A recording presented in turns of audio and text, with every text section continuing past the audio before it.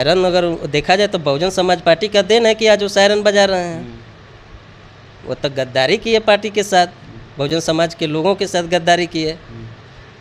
यहाँ के लोग जो 95,000 वोट दिए तो वह बहुजन समाज पार्टी को न दिए देख करके, ये तो नहीं दिए कि आप भाजपा में चले जाइए, बीजेपी में, जदयू में चले जाइए।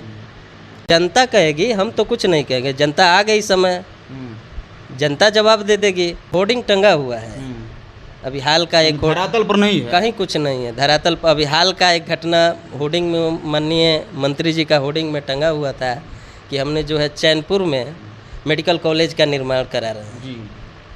जबकि अब बिहार सरकार की योजना है हर ज़िले में बनाना है कहीं ना कहीं, लेकिन उन्होंने कहा कि हम चैनपुर में बनवा रहे हैं, लेकिन वह मेडिकल कॉलेज मोहनिया में बन रहा है। आपको भी पता होगा, जानकारी होगा। तो यह जनता को कितना मूर्ख बनाएंगे, जनता कितना होर्डिंग पढ़ेगी।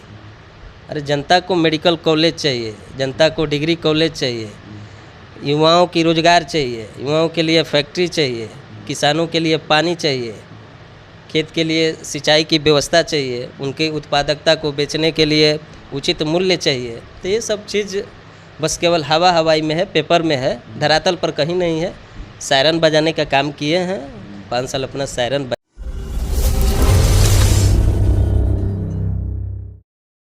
नमस्कार, मैं दिनेश कुमार। आप देखना शुरू कर दिए हैं पब्लिक लाइव 9 न्यूज़। इस वक्त कैमूर ज़िले के भगवानपुर में हम लोग पहुंच चुके हैं और चैनपुर विधानसभा में हैं। हमारे साथ भान जी जुड़ चुके हैं जो बीएसपी के नेता हैं। इनसे हम कुछ वार्तालाप करना चाहेंगे। सर, सबसे पहले हमारे चैनल में आपका स्वागत है सर। बहुत बहुत धन्यवाद। सर, बिहार विधानसभा चुनाव नज़दीक आ रहा है सर, इस पर क्या कहना चाहेंगे? सबसे पहले आपके चैनल के माध्यम से सभी प्रदेशवासियों को, कैमूरवासी, चैनपुर विधानसभा वासी, सबको नमस्कार, प्रणाम, जय भीम, आदाब करता हूं। आगामी चैनपुर विधानसभा लगभग अक्टूबर-नवंबर में संभावना है होने की, उम्मीद है कि अक्टूबर-नवंबर में चुनाव मने होगा। और इस पर हर पार्टी जो है अपना तैयारी मैंने करना स्टार्ट कर दी है। बहुजन समाज पार्टी के हम प्रदेश महासचिव और हम लोग भी बूथ स्तर पे, सेक्टर स्तर पे, प्रखंड स्तर पे सारी तैयारियां हम लोग मजबूती से कर लिए हैं। हम लोग क्षेत्र में जा करके एक एक बूथ पर सर्वे कर के संगठन को हम लोग मजबूत किए हैं। संगठन हमारा चैनपुर विधानसभा में तैयार हो गया है और संगठन मजबूत होगा तभी कोई विधानसभा चुनाव लड़ सकता है। कोई भी पार्टी संगठन के बल पर ही चुनाव लड़ती है। तो सबसे पहले प्राथमिकता होती है कि हमारी संगठन को मजबूती प्रदान हो और संगठन मजबूत हो, बूथ स्तर पे संगठन मजबूत हो। सर, बीएसपी में देखा जाए तो चैनपुर विधानसभा से बीएसपी के सीट पर लड़ने के लिए बहुत सारे लोग नंबर लगाए हुए हैं, तो ऐसे बीएसपी का छवि को क्या होगा?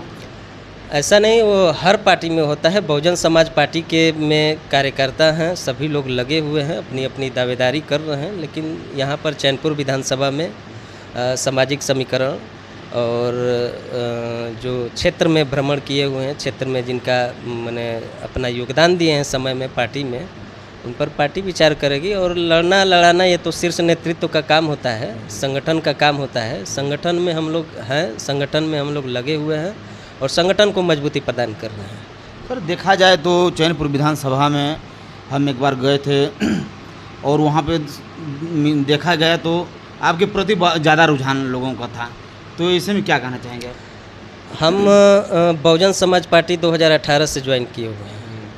अपना जब राजनीतिक कैरियर स्टार्ट किए तो बहुजन समाज पार्टी से ही स्टार्ट किए हैं, विचारधारा से जुड़े हुए हैं। हमको बहुजन समाज पार्टी की विचारधारा पसंद आई, बहुजन समाज पार्टी से जुड़े और उसी समय से अपना चैनपुर विधानसभा में हम चुनाव मैंने क्षेत्र में घूमने का काम किया, संगठन के बनाने के काम किए, संगठन के साथ चलने का काम किया और चैनपुर विधानसभा के हर क्षेत्र में हम अपना भ्रमण कर लिए हैं। बहुजन समाज पार्टी का विचारधारा को जगह जगह पहुंचाने का काम किए हैं हम लोग और लोगों के सुख दुख में सम्मिलित हुए हैं। चैनपुर विधानसभा के जो भी समस्याएं होती है हमारे यहाँ जेहन में आता है तो हम उसको निदान करने का पूरा प्रयास करते हैं हम लोग कि जितना जल्द से जल्द निदान हो सके। तो इसलिए चैनपुर विधानसभा की जनता का विश्वास है, विश्वास बना हुआ है। सर, विधानसभा में बीएसपी में आप कितने दिन से सर सेवा दे रहे हैं? 2018 से बहुजन समाज पार्टी को 2018 जी से हाँ ज्वाइन। आपको बीएसपी की तरफ से विधान सांसद का चुनाव भी लड़ाई? जी बिल्कुल, बहुजन समाज पार्टी जो 2024 में लोकसभा चुनाव हुआ था उसमें काराकाट से हमको उम्मीदवार बनाई थी और हमने जो है चुनाव लड़ा, मजबूती से चुनाव लड़ा। वहाँ पर रिजल्ट जो भी आए लेकिन हमने बहुत मजबूती से वहाँ चुनाव लड़ा। क्षेत्र में काराकाट में पार्टी का आदेश आया कि नहीं आप जो है काराकाट जा कर के लड़िए, हमने लड़ा, पार्टी का आदेश माना। एक बार फिर आपको मौका मिलता है चैनपुर विधानसभा से लड़ने के लिए, तो जनता के लिए क्या कहिएगा? चैनपुर विधानसभा से मौका मिलता है, बहुजन समाज पार्टी शीर्ष नेतृत्व अगर मौका देती है, लड़ाने का काम करती है तो मजबूती से चुनाव लड़ा जाएगा। और चैनपुर विधानसभा वासियों के लिए मैं अपील करूंगा कि बहुजन समाज पार्टी को वोट करें, मतदान करें, अधिक से अधिक मतों से जिताएं। और चैनपुर विधानसभा में बहुत सारे लोग नेता आए, बने, चले गए, वादा किए चले गए। इसीलिए आदमी वादा नहीं कर सकता है कि मैंने हम ये कर देंगे वो कर देंगे, लेकिन जो मूलभूत आवश्यकताएं हैं जैसे शिक्षा है, स्वास्थ्य है, बेरोजगारी है, इन सब चीज़ों पर ध्यान दिया जाएगा।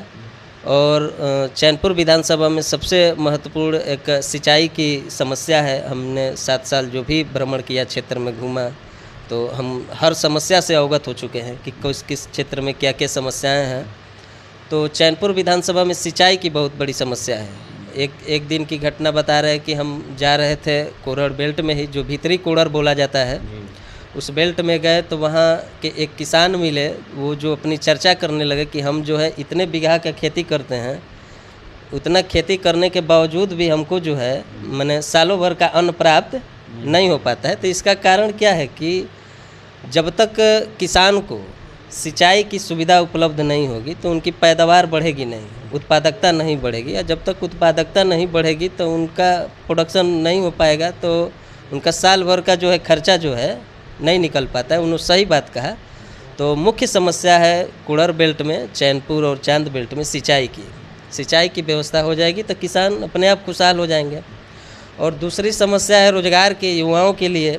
पढ़े लिखे युवा हैं लेकिन उनको अपॉर्चुनिटी नहीं मिल पा रहा है, उनको रोजगार के लिए कोई साधन नहीं मिल पा रहा है। शिक्षित भी हैं, उसके लायक भी हैं रोजगार के, लेकिन व्यवस्था न होने के कारण उनको रोजगार नहीं मिल पा रहा है। तो हमारे क्षेत्र में अपॉर्चुनिटी बहुत है, पर्यटन का अपॉर्चुनिटी है। पर्यटन के दृष्टिकोण में देखा जाए तो हमारा कैमूर पूरे बिहार में नंबर 1 पे है, लेकिन इस पर किसी भी जनप्रतिनिधि का ध्यान नहीं जा रहा है। सर कहा जाए तो यहाँ ये जो जमा खां हैं, यहाँ के वर्तमान प्रतिनिधि हैं, तो सर बहुत सा दावा कर रहे हैं कि यहाँ विकास हुआ है चैनपुर विधानसभा में, चाहे पूरे कैमूर जिला में, तो आप लोग कैसे कह रहे हैं कि मतलब कुछ नहीं हुआ है? अगर वह विकास हुआ होता तो कोड़र बेल्ट के वह किसान का यह मंतव्य नहीं आया होता कि हम इतना खेती करने के बावजूद भी हमको जो है सालों भर के लिए चावल नहीं हो पाता है, हमको बाहर से ही खरीदना पड़ता है। तो आपका कहना है कि मतलब कि सिर्फ कागजों में तब बिल्कुल होर्डिंग टंगा हुआ है। अभी हाल का एक धरातल पर नहीं है, कहीं कुछ नहीं है धरातल पर। अभी हाल का एक घटना होर्डिंग में माननीय मंत्री जी का होर्डिंग में टंगा हुआ था कि हमने जो है चैनपुर में मेडिकल कॉलेज का निर्माण करा रहे हैं जी। जबकि अब बिहार सरकार की योजना है हर ज़िले में बनाना है कहीं ना कहीं, लेकिन उन्होंने कहा कि हम चैनपुर में बनवा रहे हैं, लेकिन वह मेडिकल कॉलेज मोहनिया में बन रहा है। आपको भी पता होगा, जानकारी होगा। तो यह जनता को कितना मूर्खप बनाएंगे, जनता कितना होर्डिंग पढ़ेगी। अरे जनता को मेडिकल कॉलेज चाहिए, जनता को डिग्री कॉलेज चाहिए, युवाओं की रोजगार चाहिए, युवाओं के लिए फैक्ट्री चाहिए, किसानों के लिए पानी चाहिए, खेत के लिए सिंचाई की व्यवस्था चाहिए, उनकी उत्पादकता को बेचने के लिए उचित मूल्य चाहिए। तो ये सब चीज़ बस केवल हवाई में है, पेपर में है, धरातल पर कहीं नहीं है। सायरन बजाने का काम किए हैं, 5 साल अपना सायरन बजाए हैं। चाहे किसके, अच्छा सर सायरन किसके बल पर बजाना शुरू किए हैं? सायरन अगर देखा जाए तो बहुजन समाज पार्टी का देन है कि आज वो सायरन बजा रहे हैं। वो तो गद्दारी की है पार्टी के साथ, बहुजन समाज के लोगों के साथ गद्दारी की है। यहाँ के लोग जो 95,000 वोट दिए तो वह बहुजन समाज पार्टी को न दिए देख करके। ये तो नहीं दिए कि आप भाजपा में चले जाइए, बीजेपी में, जदयू में चले जाइए। वो तो आपको दिए कि बहुजन समाज पार्टी। ऐसे गद्दार नेताओं के लिए आप क्या कहिएगा? जनता कहेगी, समाज को धोखा दे चुका है। जनता कहेगी, हम तो कुछ नहीं कहेंगे। जनता आ गई समय, जनता जवाब दे देगी। सबक सिखाती है जनता ना। बहुत सारे नेता देखे हैं जो भी पलायन किए, भाग गए पार्टी छोड़ करके, उनकी वस्तु स्थिति देखिए। तो जो विचारधारा से दूर चले जाएंगे तो स्वाभाविक है कि उनको जो है फिर धरातल पर आ ही जाना है। सर, अगर आपको इस बार सीट मिलती है चैनपुर विधानसभा से, तो आप क्या उनके लिए प्रावधान रखिएगा? चैनपुर विधानसभा से सीट मिलती है तो चुनाव लड़ेंगे, मजबूती से चुनाव लड़ेंगे। पार्टी का गाइडलाइन है, गाइडलाइन के तहत चुनाव लड़ा जाएगा। और जीत मिलती है तो यहाँ के युवाओं के लिए, यहाँ के किसानों के लिए, यहाँ के आम जनता के लिए जो भी सुविधाएं माने संभव हो सकेगा वो सुविधाएं देने का काम किया जाएगा और धरातल पर काम किया जाएगा। ज़मीन से जुड़े रहेंगे लोग। ऐसा नहीं है कि माने सायरन बजाने का काम किया जाएगा, काम कहीं कुछ ना हो, पेपर में बस केवल दिखाई दे कि हमने ये कर दिया वो कर दिया, लेकिन धरातल पर कहीं कुछ नहीं है। इस बार किससे टक्कर हो सकता है? अब ये तो चुनाव के समय मैंने वो नज़दीक सब लोग लगे हुए हैं, अपने अपने प्रचार प्रसार में लगे हुए हैं, जनसंपर्क लोग कर रहे हैं। तो क्या आपको उम्मीदें लग रही है कि कौन सी पार्टी से मतलब टक्कर हो सकता है? हमको ये उम्मीद नहीं, ये है कि बहुजन समाज पार्टी से ही कोई लड़ेगा तो लड़ेगा। बहुजन समाज पार्टी, बहुजन समाज पार्टी से ही कोई भी पार्टी लड़ेगी। चैनपुर विधानसभा में सबसे देखा जाए तो भारी बहुजन समाज पार्टी है। बिल्कुल, जो भी पार्टियां लड़ेगी चैनपुर विधानसभा में बहुजन समाज पार्टी से ही लड़ेगी। उनकी लड़ाई जो है बहुजन समाज पार्टी से ही होगी। तो देख सकते हैं जिस तरह से 2025 का चुनावी सरगर्मी तेज है और चैनपुर जो हार्ड सीट बोला जाता है उस सीट से कोई भी पार्टी आए लेकिन बहुजन समाज पार्टी से ही लड़ेगी, क्योंकि बहुजन समाज पार्टी यहाँ अपना प्रत्याशी पहले भी दे चुकी है। भले गद्दारी कर लोग भाग जाए, फिर इस बार देने की कोशिश काम कर रही है और लगातार जनसंपर्क करने में लगे हुए हैं। वीडियो आपको कैसा लगा शेयर सब्सक्राइब जरूर कीजिएगा। धन्यवाद।